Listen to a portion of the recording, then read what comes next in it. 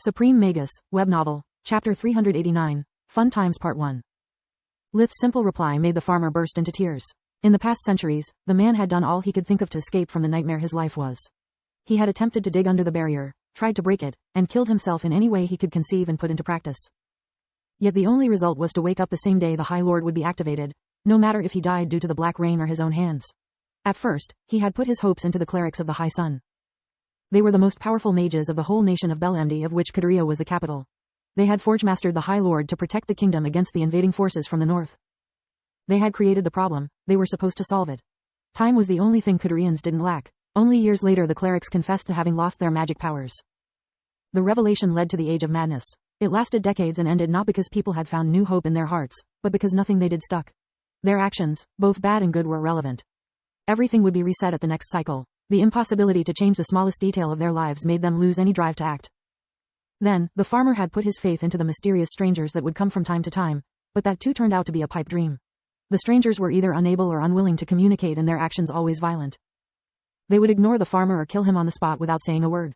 After speaking with other people, the man learned about how the strangers would perform massacres for several cycles before leaving. Some Qadariyans considered the strangers like demons that would come to wreak havoc and try to steal the High Lord. Many more considered them the only proof that they were still alive and not trapped into an eternal nightmare. For a few people, like the crying farmer, they were the last shred of hope left. The strangers still had their magic, their faces and language would always change. They were the only variable left in an otherwise immutable life. Lith's words moved the farmer because it was the first conversation he had in over 700 years with someone from the outside world. Someone the man had no idea who he was or what his answers could be. Even if just by a single second, the farmer felt the wheel of time had started to spin again for him. Are you okay? Lith was surprised by the sudden cries of joy. He was about to use invigoration to check out the Qadarian's condition when he remembered Camilla's words about healing magic being lethal for the citizens of the Lost City. Yes, I'm more than fine, thank you. The man wiped his tears. He didn't want to waste a single second of the miracle in front of him. Are you here to help us? Can you bring down the barrier and set us free? He asked with a trembling voice. Even if I wanted to help you, I don't know how. The ability to understand the Qadarian opened new possibilities, but Lith was uncertain if it was worth exploring them rather than just get done with it and resume his trip. As for the barrier, it's not there to keep you prisoners but to prevent the Black Star from spreading its plague. I'm sorry. Lith expected the man to become enraged or to start crying again. It makes sense, the man said with a sigh. The High Lord, or Black Star as you call it, has been devised to preserve the lives of the Qadarians at all costs and to unleash the fury of the High Sun, our God, upon our enemies. I still wonder if something malfunctioned or those idiotic clerics never bothered teaching that damn thing the difference between friend and foe. Its blueprints are filled with powerful abilities, yet I don't recall a single line explaining how to control them.